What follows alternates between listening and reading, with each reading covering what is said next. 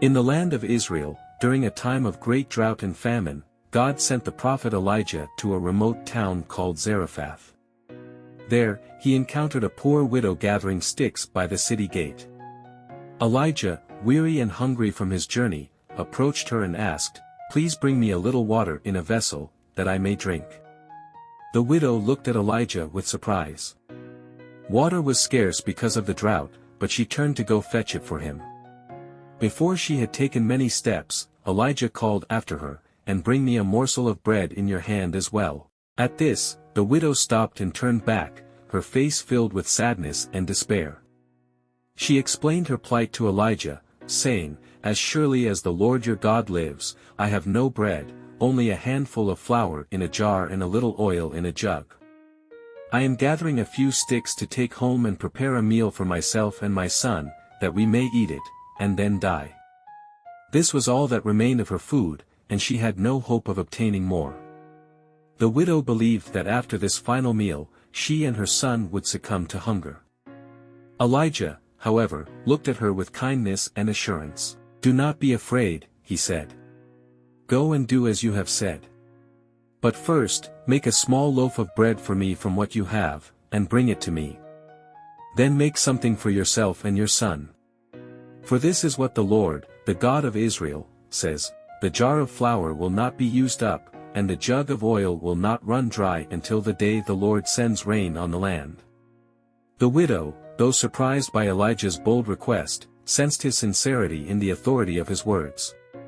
Desperate and with no other choice, she decided to trust the prophet's words, holding on to a glimmer of hope. She went into her house, took the last handful of flour from her jar, and poured out the remaining oil from her jug. She kneaded the dough, shaping it into a small loaf, and baked it. True to her word, she brought the bread first to Elijah and then went back to make food for herself and her son. When she returned to her kitchen, a miracle had happened. The flour jar was still filled with flour, and the jug of oil had been replenished. The widow could hardly believe her eyes. She used the ingredients to make food for herself and her son, and when she returned to the jar and jug later, they were still full. Day after day, the widow and her household had enough to eat. The flour and oil did not run out, just as Elijah had promised. Each day, she would prepare food for Elijah, herself, and her son, marveling at how the supplies never diminished. But then, one day, disaster struck. One day, the widow's son suddenly became very ill. His breathing slowed, and he grew weaker by the hour until, finally, he stopped breathing altogether.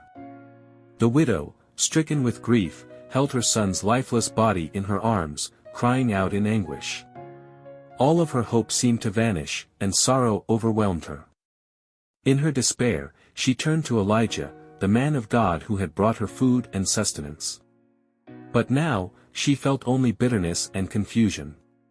She cried out to him, "What do you have against me, man of God? Did you come to remind me of my sin and kill my son?"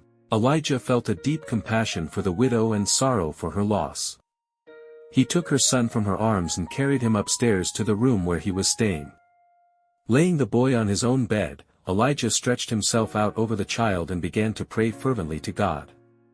He cried out, "Lord my God, have you brought tragedy even on this widow I am staying with, by causing her son to die?" Then Elijah stretched himself out over the boy's body 3 times and prayed again, with deep faith and urgency, "Lord my God, let this boy's life return to him." At that moment, the Lord heard Elijah's prayer, and the boy's life returned to him. He began to breathe again.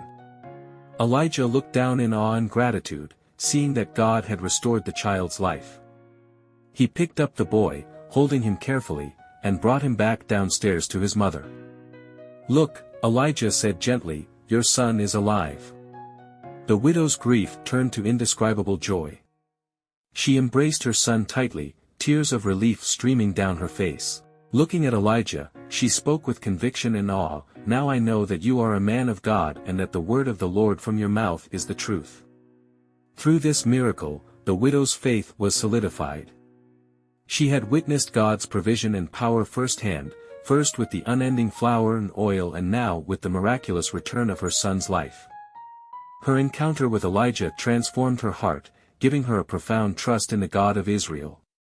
Elijah, too, left Zarephath with a deeper understanding of God's compassion and his power to bring life and hope even in the darkest moments. This miraculous story of provision, faith, and resurrection would be remembered as a testament to God's unfailing love and mercy, showing that even in times of great need and despair, those who trust in God would not be forsaken.